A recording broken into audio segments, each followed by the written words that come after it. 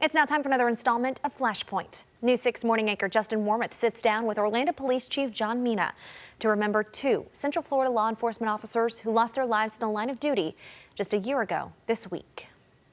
Good morning and welcome to Flashpoint. I'm Justin Wormuth. Tuesday marked 1 year since tragedy struck the Orlando Police Department. Lieutenant Debra Clayton, on the force for nearly 20 years, was shot and killed in the line of duty. Certainly a difficult time for her family, friends, and the Central Florida community, as well as the Orlando Police Department. And joining us today on Flashpoint to help us remember Lieutenant Clayton, we have Orlando Police Chief John Mina. Chief Mina, thank you so much for being here.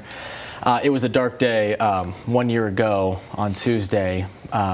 Took the life of a great officer. Not only that, but also took the life of a responding deputy with the Orange County Sheriff's Office. First off, what do you remember about that day? What were you doing when you first got the call? I was on my way to speak at a conference, and I got that phone call that no chief wants to hear. That the news that Debra had been shot, and I immediately rushed to the hospital. And one of the things that sticks out to me the most is just the officers at the hospital, her squad mates, other responding officers, and then deputies for Norm. Everyone was just, we were all just broken. It was an extremely hard day. When you think of it being 1 year ago, is that hard to believe that it was just last year? It really is hard to believe, but I would say, not a day goes by that, our department, we don't think of her. Many of the things we do, we dedicate to her because she was so involved with the community. It's been a tough year, but we got through it. We're grieving, and we'll continue to grieve for her loss. We've heard so many stories, and speaking of her community service, about Lieutenant Clayton, how much she loved Orlando, specifically the children of Orlando, volunteering with them. What do you remember most about her, both as an officer and a community ambassador?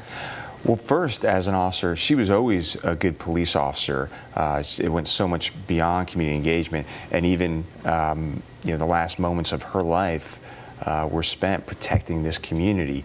But it was extremely important to her to engage with our youth, to have those informal conversations, use that infectious smile that she had, to build trust between police and the residents, and she knew how important that was. On Tuesday was the 1 year mark, and there were several events planned. Take me through those events and what stood out to you the most.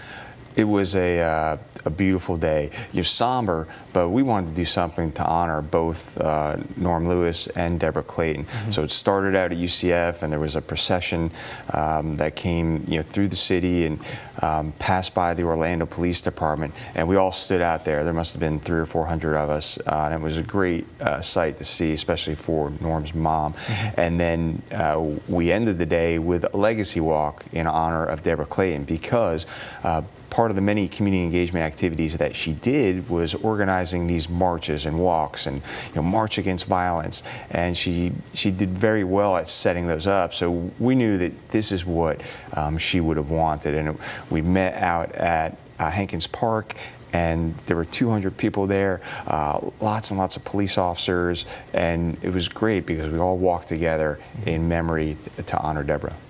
As a police chief, I feel like it's tough not to think about the worst when your officers are out there at all times of the night, all times of the day, and playing that in your head of what could happen. Is that something that maybe you thought about before the actual incident, is how you would respond and how you would lead the department afterwards? It is definitely something that I thought about. I knew that morning I needed to show strength and leadership and lead these men and women through, for many of them, the toughest day of their career. And then, it doesn't stop from there.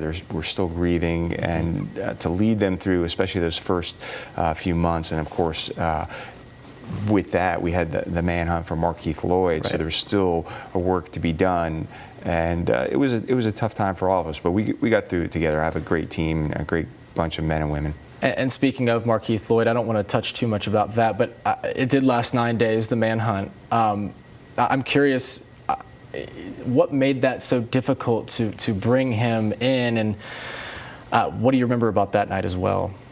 Well, I remember that we wanted to bring some sort of closure to the family, but also we wanted the community to feel safe. And we knew that our community members were scared, they were frightened, and we wanted to catch him as quickly as possible and bring him to justice. And from that night, when I was notified that we were closing in, I just remember, I'd heard that probably every day before that. Hey, we got him. We know where he is, and to no avail. But that was the night that we closed in. We got him, and my first phone call was to Seth Clayton, and I'll never forget his words and his relief when we told him that we put Debra's handcuffs on Markeith. A nice moment. Yeah. Justice. All right, let's take a short break. When we come back, Chief Mina will talk about whether overall crime in 2017 was up or down, and what we can expect for 2018 as we get going with that. We hope you stay with us.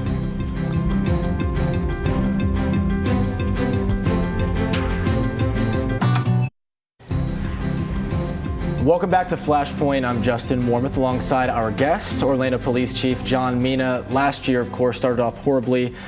2 killings in January, Lieutenant Debra Clayton included, allegedly by the same guy. When we look at the crime stats overall for 2017, what are you seeing, and how do we do?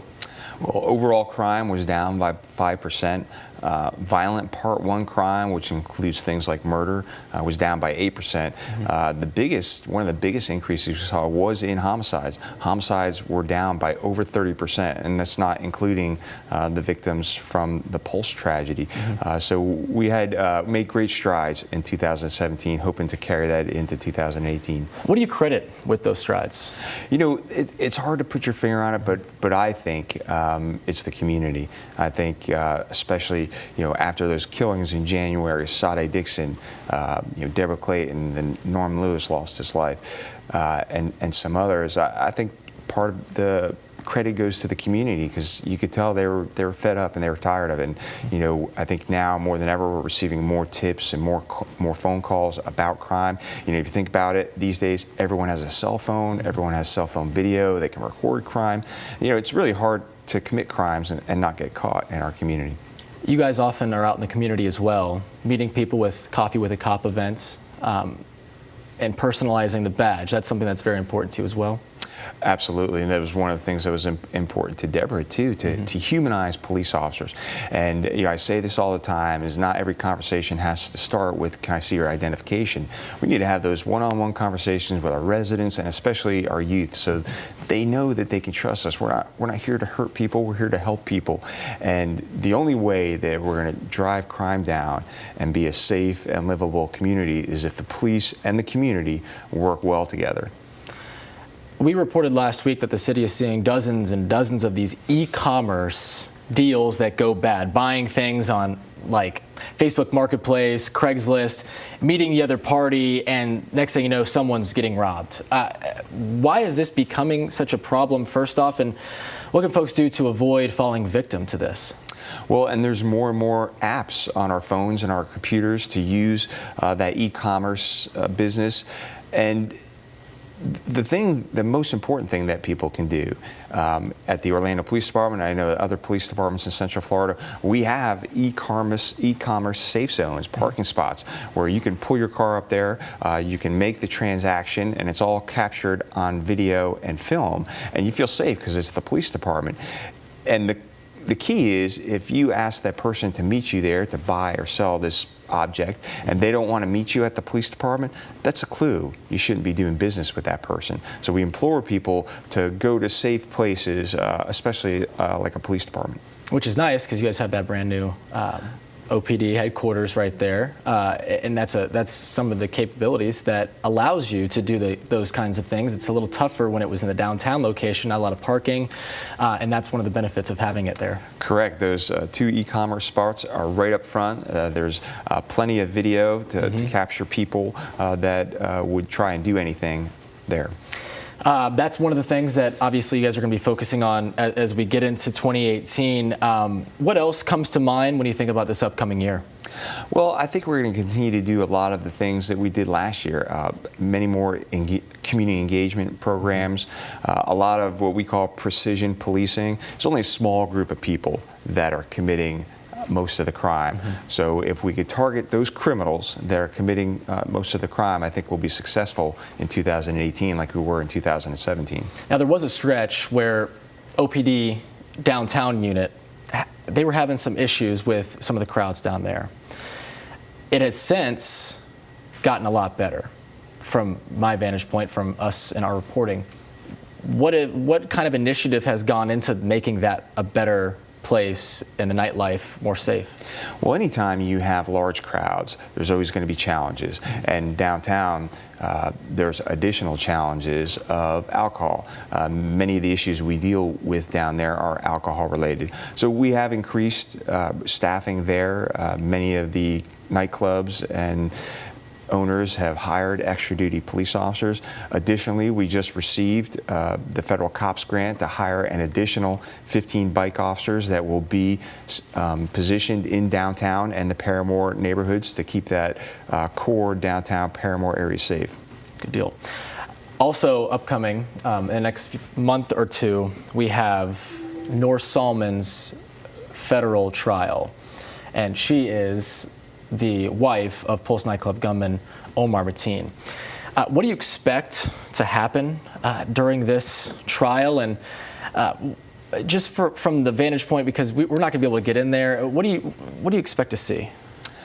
I expect to see a lot of attention. I think a lot of people in this community and our department are very interested to see what the outcome of this case is. And my own personal views is I think justice will be served.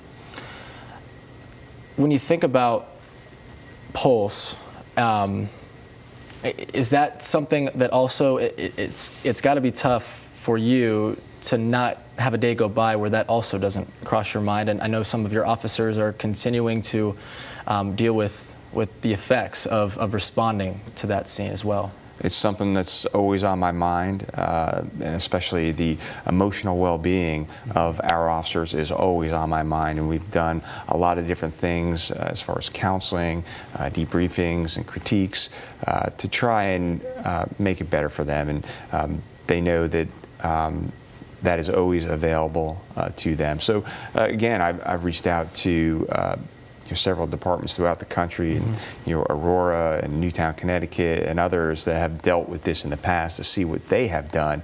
And one of the frightening things they told me is that you're not going to be dealing with this for the next year or two. You're going to be dealing with it for 5 years, 10 years. So we're very sensitive to that, and we basically implore our officers to come to us or to go get counseling anonymously, because we know that everyone has post-traumatic stress in a critical incident, but the key is not to let it turn into post-traumatic distress disorder.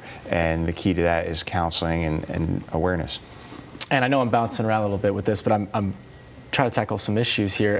One thing that is catching a lot of attention is something that here at News 6 we're really pushing for, and that's driving change, where Florida is one of the few states that does not have texting while driving a primary offense.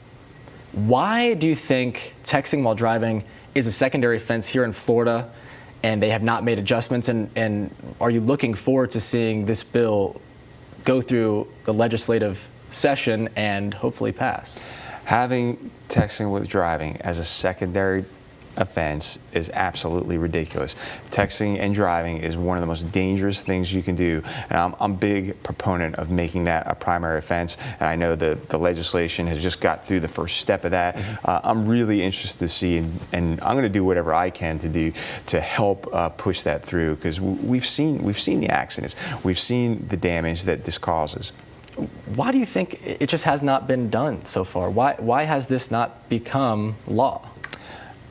That has perplexed me. Yeah. It really has. I know there are some that think that police may use this as a tool to stop persons of a certain class. And I will say that, police departments utilize bias-free policing, and if anyone thinks that they were racially profiled, there's a mechanism in place to complain and to have closure to that complaint and investigation. Well, we hope to see it pass as well here at News 6. We're really pushing for that. Chief Mina, we really appreciate you being here and tackling all these issues and reminiscing about Lieutenant Debra Clayton, as we often should do. Thank you so much. And more news and weather is coming up right here on News 6. Keep it here.